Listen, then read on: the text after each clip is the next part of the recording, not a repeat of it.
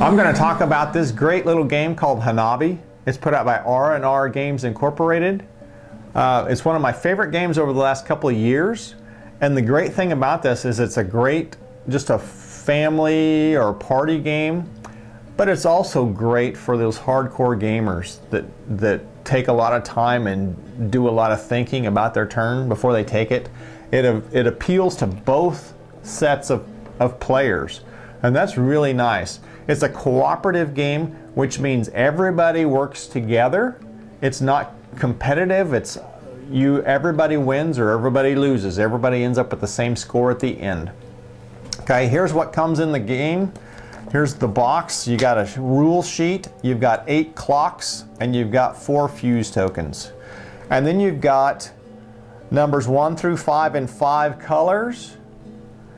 And there's 3 1s, 2 2s, 2 3s, 2 4s, and 1 5. And you need to keep track, you need to remember that there's more 1s and there's only 1 5 when you're playing, because you don't want to discard a 5. Otherwise you can't win the game, because there's only 1 of each color 5.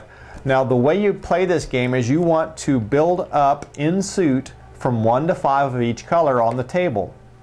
So if you put a green 1 down, then you're waiting for a green 2 to try to put it on the green 1. Then you're looking for a green 3 to put on the green 2 until you get to the 5, and then you've completed the green stack. When you deal out cards, you shuffle, you deal them out. For 2 or 3 players, you're going to give them 5 cards. For 4 or 5 players, you give 4 cards to each player. And you always keep that number of cards in your hand, so if you play a card or you discard a card, you're going to draw a card. So you always want that number of cards in your hand. Okay? Now the trick to this game is you're playing it backwards. You're not seeing your hand. So if I have a hand here, I've got 2 sets of cards here. Here's what's in a single box, and then I've got another deck over here. So if I'm playing this game, I am looking at the back of the cards instead of the front. So I can't see what I'm doing. I'm depending on other people giving me information. So there's 3 things I can do. I can give information, I can discard, or I can play. Now the great thing about this with the 5 colors is they put different symbols on each color. So this is colorblind friendly, so you can play this game even if you're colorblind. Okay, so with these 3 things you can do, you can give information. Now when you give information, there's only 2 kinds of information you can give. You can either give a number or a color. So if I was going to give somebody information about this hand, and I say, well, here's your 1s, I would say, here's your 1s. Now that's regardless of what's in play. So I set up this little demo here. Let's say we've got a yellow 1 on and a green 3 and a blue 1, and then the other 2 colors are not out yet.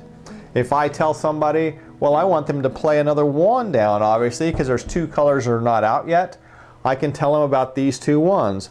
But the bad thing is, that's a green 1, and green's already been played. So if I tell them these are 1s, they might accidentally try to play the green 1. Okay? So of the 3 things I can do, I can give information, I can discard, and when you give information, you use a clock. So if there's no clocks left, you can't give it more information. You're out of clocks, you can't give information. So you can either take that clock and stick it in the box, or you flip it over. The second thing you can do is discard a card if you don't want this card in your hand. Of course, you can't see it. You're depending on other people giving you information. You discard a card, and then that flips a clock over or brings a clock back so you can give more information. And then the third thing you can do is play. And the way you play is you say, well, I'm going to play this card, and then you look to see if it will work on a stack. And if it doesn't, you blow a fuse. You've got 4 fuse tokens, but the last one's the explosion. So you only get 3 that you can mess up on before the game's over.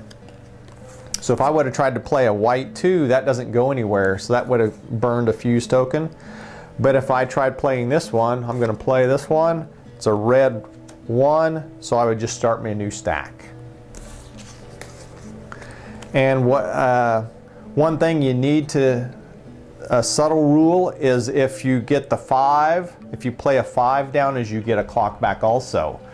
So that's very nice when you're trying to get through your stack, because a lot of times you'll run low on clocks and that gets you 1 back. Okay, so the game ends 3 ways. You end with burning your last fuse token, your 3rd fuse token, and the explosion, so the game is over, you've lost. The second way to end the game is to draw the last card out of your draw deck, and then you get 1 last round, and whoever drew the last card gets the last play. So when you draw the last card, you go ahead and make 1 more circle around the table, and then that person does his last play, and you have to get to 5s or as high as you can get on the stack by that point. So that's the second way of ending. The third way of ending is called a stunning victory, and that's if you get to 25 points or all 5 stacks up to 5 before the deck is empty. And that's very challenging to do, very hard to do. And if you get so that you're really good at this game, they've got 4 variants in the rules, and those variants, there's only 1 of them that makes the game easier, 3 of them make it harder. And that first variant is adding a 6th color, and it's just a multicolor. So when you're giving information on that, you would say these ones are multicolor. So it introduces a 6th suit. The second variant is to go ahead and introduce this 6th suit, but only put 1 of each number, which means you cannot discard any of those colors, otherwise you can't win the game. Any of this, the multicolor.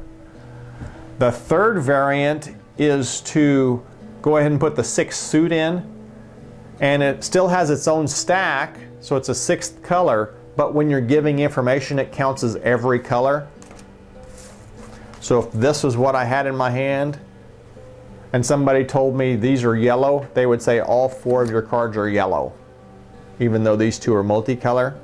So it counts as every color. So if I had this one in my hand, they would say, well, these are multicolor, but then if I found out about blue, they'd say these are blue. So it counts as every color. So that makes it very challenging to win that kind of game. And then the fourth variant is to not call the game over when you draw the last card and make that last round. You just go ahead and play the hand out, so you can go ahead and get up to 5 on each stack, even though the deck's run out. So that's the only one that makes the game easier.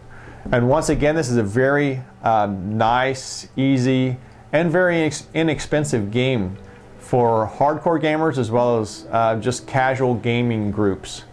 So let me know what you think in the comments down below, whether you like this game or not. But it's one of my favorites, so I highly recommend it.